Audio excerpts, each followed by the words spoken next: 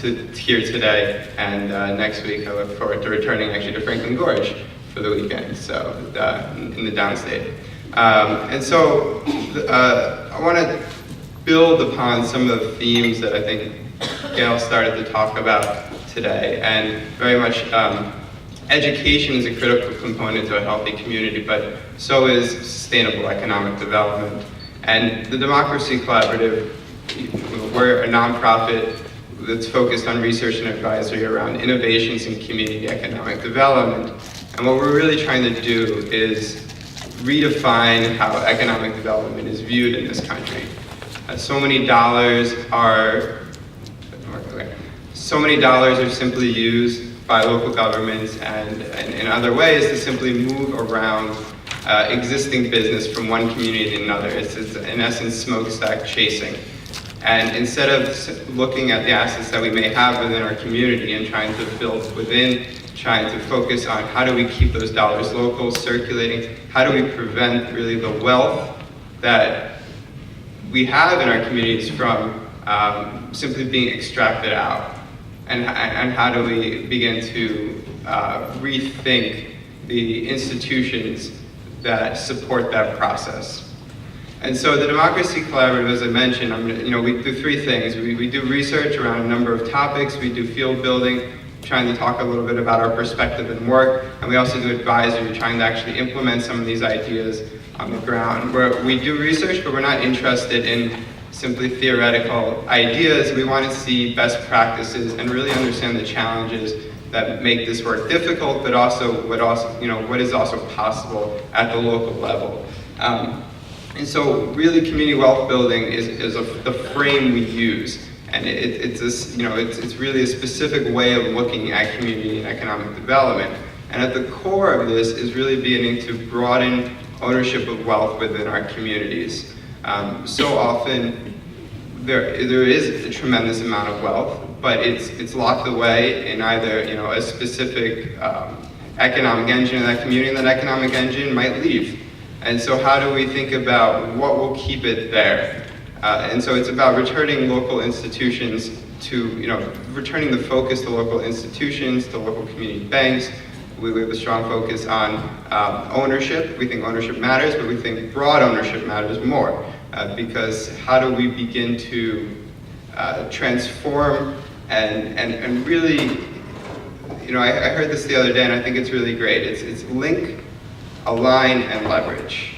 So the first step is really to identify what we have and make those connections and build those partnerships and collaboration. And then through aligning it, and then begin to leverage it by bringing in outside resources. And a lot of our focus has been on this idea of anchor institutions, and I'll talk about that in a little bit, and how that can perhaps take some of these ideas to scale. So, community wealth building, we have a number of principles. Sometimes in rural communities, it's thought about as identifying value chains, but it's really about starting with demand. It comes out of asset-based community development and layers on that elements of shared equity and employee ownership and different ways of thinking about how do we have as many people benefit from the process as possible. And so, we talk, many of these ideas are not, are nothing new. Inclusiveness and asset-based, these are many of the ideas that you use in your work every day. I think the lens that we add to it is the importance of institution building, and that these things won't happen on their own without a strong intention and focus, and thinking about how do we make sure that we plan for success, that in the process of catalyzing new processes, that we ensure that the wealth that we create, that the subsidies we use to create that wealth really ensure long-term sustainability and really ensure that we are able to keep that local. And so these are a number of ideas that you can't read this list, don't even try. It's not worth, but basically say our website, community-wealth.org, tries to be a clearinghouse for best practices in the area of community economic development. It's a free resource. We have publications, we have support organizations listed that all help to promote specific ideas of everything from individual asset building to community asset building to how our local government and state government can be more effective in supporting this work. And so it's really about trying to think through new strategies and hold up the best practices that are already doing some of this really great stuff.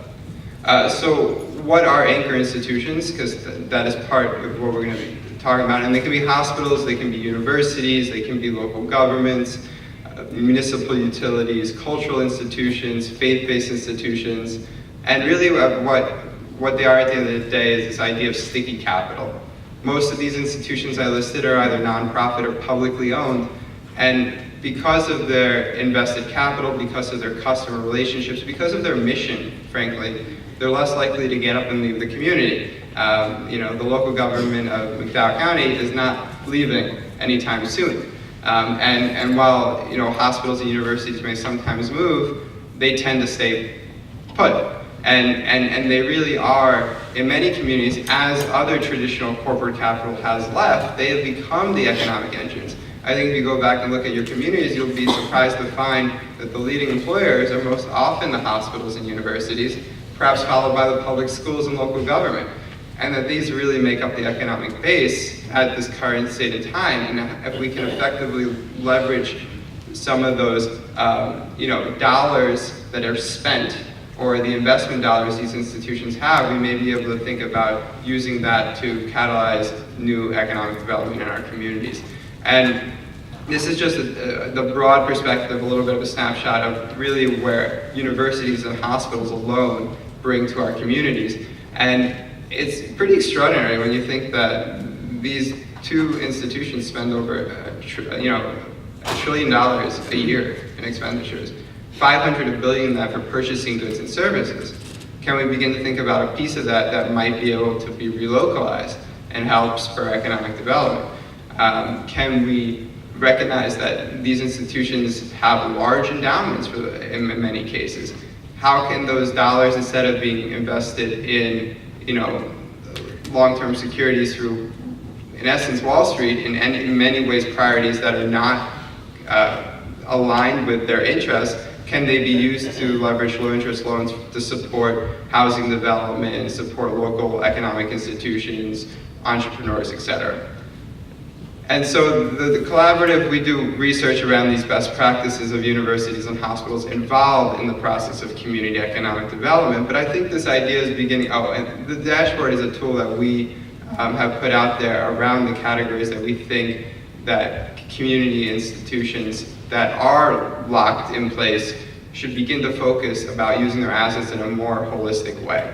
Oftentimes many of these institutions have charitable endeavors, but there are so many more dollars locked away, and we have to purchase in X, Y, and Z way, or we have to use our endowment in X, Y, and Z way. Can we think a little bit more strategic about that? And so I want to say, though, my area of focus has really been around what hospitals are doing, so I'm going to talk a little bit about that perspective. And I think it's an important one also, because there's a real resurgence in what health means in this country. In many ways, our healthcare sector, our system is incredibly broken, and it has never actually been about promoting health. It's been about kind of the magic pill treatment, acute care, and it's kind of extraordinary when you begin to talk about actually your job is to keep people healthy and out of the hospital. That's a radical conversation.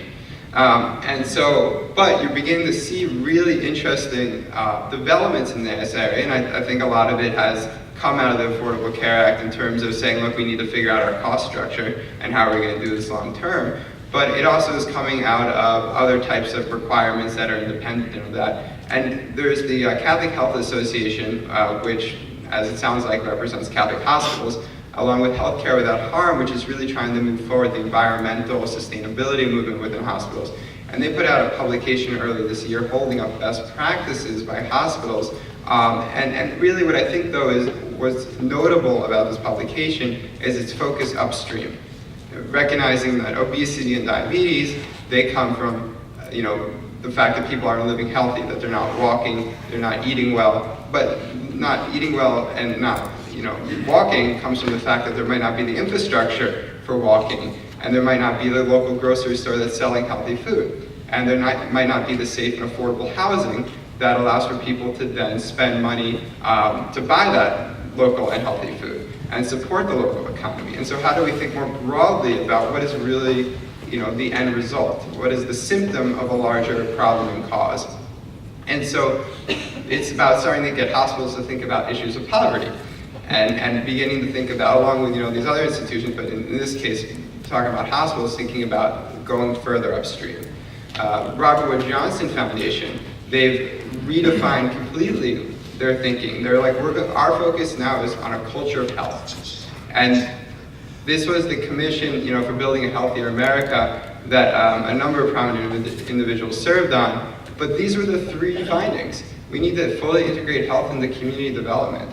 And I don't need to tell the folks here in this room, but they're one and the same at the end of the day. It's just that everyone's talking with different language, and not, you go to a hospital and you can tell them how, well, yeah, that homeless person who's coming into your emergency room showing signs of alcoholism or drug abuse or mental health, well, it's because they have no place to go when they leave your emergency room, and they're just going to come right back.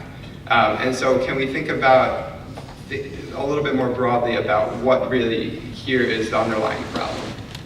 Another way of looking at it is simply understanding the social determinants of health. The piece of the puzzle of access to care and quality care really is so small of the equation of what allows a person to be healthy and what prevents premature death. And really, it's the social factors and economic factors that are the much more important foundation for that work. This is another way of looking at it. It shows that really what happens when you concentrate all those social determinants or those negative social determinants of health and into the difference in life expectancy within a community. Washington, D.C., where I live, I actually live in the county right outside of Washington, D.C., called Prince George's County. It's the upper right-hand corner. It's the place with the second lowest life expectancy besides some parts of the urban core, but compared to wealthy suburbs, in Virginia and on the other side of Maryland. And in New Orleans, where I spoke earlier last month, the numbers are even more dramatic. You have a 25-year life expectancy difference just within a couple miles. And it's really just because you're seeing the concentration of lack of opportunity to access employment, housing, all of those things. This one I think is really interesting. This is Cleveland, where we've done some work, and I'll talk about that in a little bit. But proximate to the Cleveland Clinic and university hospitals, which are leading healthcare institutions in the country, as well as this first and second largest employers in Northeast Ohio. And actually, Cleveland Clinic is the second largest employer in Ohio, just behind Walmart. And we can debate who has better jobs, but it's the neighborhood directly next to these institutions that has the lowest life expectancy in the county. And it's a product of the walls that many of these institutions have kind of put up around them and haven't really thought about the relationship with the community. So there's an interesting opportunity that came out of revisions to what hospitals had to do called community benefit. It was further spelled out in the Affordable Care Act with this requirement for the community health needs assessment. And if you didn't get to this section of the Affordable Care Act, I don't blame you, it's way down there. But it's really interesting in terms of the opportunity it presents, because it says for the first time for many of these, some states have had these laws, but many haven't, that you need to look at the health needs of the community. You need to widely cast your net and see what the issues are there. And this comes from a community health needs assessment in Hartford, Connecticut, where the 4 hospitals worked together, along with the public health department, and said, look, we're not just gonna say obesity, or I've seen in one health needs assessment, falls is where they viewed as the primary community health need, but we're gonna say, look, they're really connected to issues of housing, poverty, other types of systemic problems within our community. And by making those statements, they're saying, look, we need to begin to think about how to address them. And they can't do it alone. These institutions can't do it alone. They need partners on the ground like yourselves, and really the partnership needs to become much more broad to address these obviously very complex issues. But what's interesting is that in theory this could be done in isolation, right? This is just another requirement. These organizations can check the box they can move on. But it requires community engagement to hold them accountable. The federal government's not going to hold them accountable. And it requires, at the same time, an education of really where their role is in the process of helping solve these problems. So it's about rethinking how we do business. This is a quote from the CEO of University Hospitals in Cleveland, Ohio. And really he's talking about what was Vision 2010.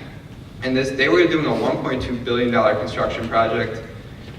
It will build out of their plan. 750 million of it was construction. They could have done it as they've always did, but this was actually began in 2006, so it was before the recession hit. Even at that time, there were no cranes in the air in Cleveland.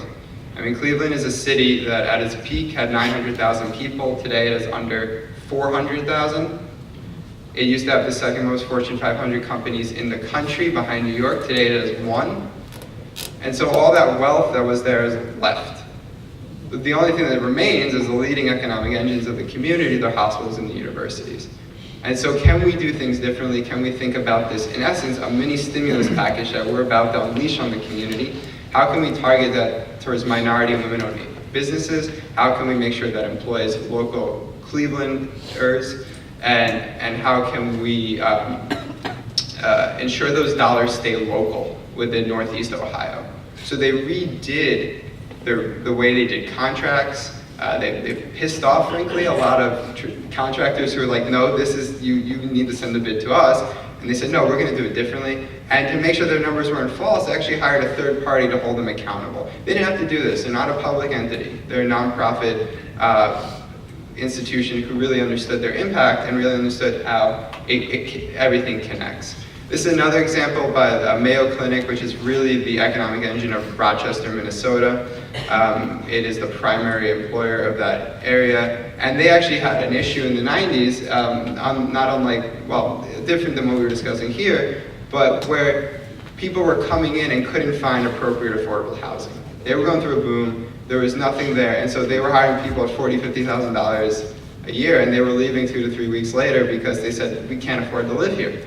And so they could have done a traditional employer-assisted housing program, but they recognized the importance of doing it a little different than that. And they worked with the Rochester Area Foundation, the local community foundation, and other partners. It was really a collaborative partnership. And so we'll be part of this process to build housing. And they could have said, that, again, it will only be for employees, but they said, we wanted this to be for the community. We recognize that they need that. And at the same time, we don't want this, well, this was actually the idea of the Rochester Area Foundation, but oftentimes we pump subsidies into these projects, and the subsidy benefits 1 or 2 people. You know, the traditional single-family affordable housing, that person will be the one who most likely benefits from that subsidy, and when that covenant expires, then you don't have, it's market rate again, and you have to start from square one. So community land trust, as many as you are aware of, makes sure that subsidy is stretched as long as possible and creates permanently affordable housing. And so that is another way of a shared equity model that the Democracy Collaborative is a fan of and tries to push, but it's great to see an institution like this to help support one. I think this one is a really interesting model. Dignity Health is a large health system in California, Nevada, and Arizona. It's a Catholic health system. And when they began to merge, as so many hospitals have, the sisters that were really at the head of many of these individual hospitals early on said, look, we need to continue our socially responsible investing that so many faith-based communities do, and we need to do this through the resources that we have at Dignity Health. And so they have a $6 billion endowment, investment portfolio, this hospital. So the idea was, can we take just 1% of that and drive it into addressing upstream issues? And that's an $80 billion loan pool that does low interest loans. $80 million, did I say billion? 80 million. $80 million loan pool. But it's extraordinary because that money has gone to like Mercy Housing, which does affordable housing. They deposit a portion of it in CDFIs. They deposited some of it in credit unions. They I've started to invest in some type of micro-entrepreneur projects, and really recognizing the value that that money can have because it's patient capital. It was really interesting to me. I was like, how do you rationalize taking this risk on nonprofits? Actually, when the recession hit, they helped form a loan pool to keep community health clinics open. So they recognized how this money can be leveraged effectively throughout their community. And how do you take a risk on nonprofits? And the person who runs the program, his name is Paul Bravo, he's like, well, nonprofits understand much better than anyone else that if we fail, no one will ever take a chance on us again. So they're going to do everything in their power to pay back that loan. And so they've actually, through the recession, this loan pool has had a better return on investment than their normal investments. And this picture here is a children's museum in Phoenix that the person who runs the fund considers one of the most interesting projects they've done, and where it was a traveling children's museum, no place to set up. This was an old school that they could, that they were willing to be able to purchase for $1, but they couldn't build it out.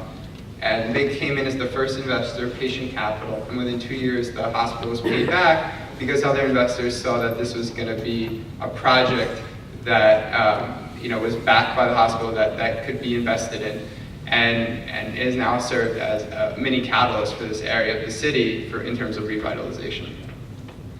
So our approach at the collaborative is how do we merge some of these ideas together into long-term sustainability? So how do we take elements of asset-based community development, mix it with ideas of community ownership, and leverage existing resources or outside resources, but keep those resources in the community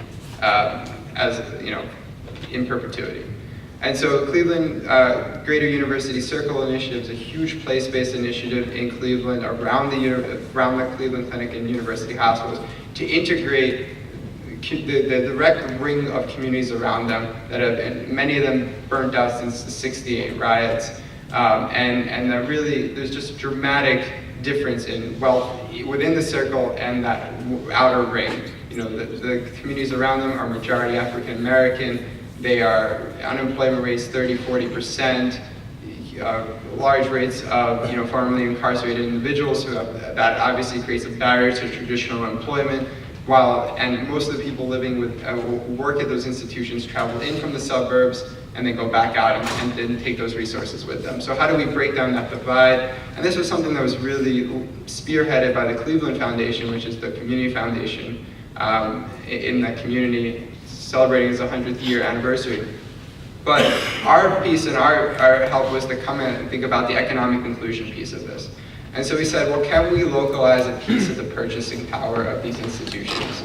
They spend a tremendous amount of dollars each year. Can we think about what is being not done in the community that could be done in the community at relatively at cost that would begin to hire people from these neighborhoods? And can we do that and layer on employee ownership so that these people are not just getting a job, but they're getting a good job that has an opportunity to build wealth? And it was also a priority of the institutions that these be environmentally friendly because they wanted to actually be leaders in sustainability. So 3 businesses have been started to date. They're called Evergreen Cooperatives. This one here is an urban greenhouse, largest urban greenhouse in the country, 3¼ acres under glass. It's the size of a mini Walmart. And it is going to grow 3 million heads of lettuce and several 100,000 pounds of herbs annually and employ about 40 people. The 2 other businesses are commercial scale laundry and a solar company that is also going to do other types of energy efficiency retrofits for the institutions. So they anchor, in essence, the ability for these businesses as startups to get capital into them. It wasn't the intention, but they actually helped draw in a lot of federal resources with a little bit of leveraging of a pool of money. So this is a $16 million project, but only $1.5 million came from institutions within Cleveland. And the rest of it was either HUD 108 dollars or new market tax credits, et cetera. So a way of bringing in resources and beginning to keep them there. And I'm not going to be part of a breakout session after this, so I'm happy to go into more details about how we've kind of structured some of this and there's a video at that time that I was going to show just about how all the players have kind of bought into this vision. That, you know, the Cleveland Clinic really, as a neutral convener, set the table and help bring everyone along in the process. So we've done this kind of feasibility work elsewhere, trying to identify potential business opportunities. And we've done it most recently in DC and Atlanta. There's hopes for businesses to start up there in the early next year. Actually, interestingly enough, in DC, the first business is in that county that I told you about, Prince George's County. And it's not going to be a hospital or university that's the anchor, it's actually going to be the county. There's an EPA decree to do stormwater maintenance to clean up the rivers, in essence. And that kind of technical work will be done by a specialized company, but someone's got to maintain it and report that compliance to the EPA. Well, that's a job that doesn't require a tremendous amount of skills, can employ the kind of the target demographic we're looking for, which is those folks that may not be able to go back and get an education, but they still need a job and they still need an opportunity to help to break that cycle of generational poverty that has often impacted many people. And so this is an opportunity that provides a value-add business, but also doesn't have high barriers to entry. Recently, we did some work for in Jacksonville for the mayor's office there, and it was really just about beginning the conversation. So we helped put together a roundtable of about 100 folks from all different, from hospitals, universities, banks, local government, federal government, nonprofits, faith-based, et cetera, to really focus them in on this idea of local ownership and community ownership of business, and to highlight some of the really great stuff already happening in their community that so many folks aren't aware of, because these conversations between different sectors don't happen, and because many people don't often understand the perspective of the other and where they're coming from and how it actually relates to the work that maybe that other individual is already doing. So I would just end with some themes, and in the breakout session we can obviously talk about challenges. There's a tremendous amount of challenges, but it's really about, I think, trying to bring in non-traditional partners, as we've heard. And here there is a role of philanthropy, and I think in helping to be either a convener or to help bring along some of these other resources in a communication type of way. And the importance of really relationship building. The work in Cleveland, where 2014, 100 jobs have been created, which is wonderful, but this has been work that's been in the process for 8 years. And so, and that conversation was preceded by the Cleveland Foundation simply getting the CEOs of the hospitals to talk to each other. So trying to overcome that competitive nature and begin to work together in some ways. So I'll end there, and I thank you for your time and attention, and happy to take, I don't know if we have time for questions, but I'll be doing a breakout session, so happy to deal with all these in a dialogue type way, and that. Thanks.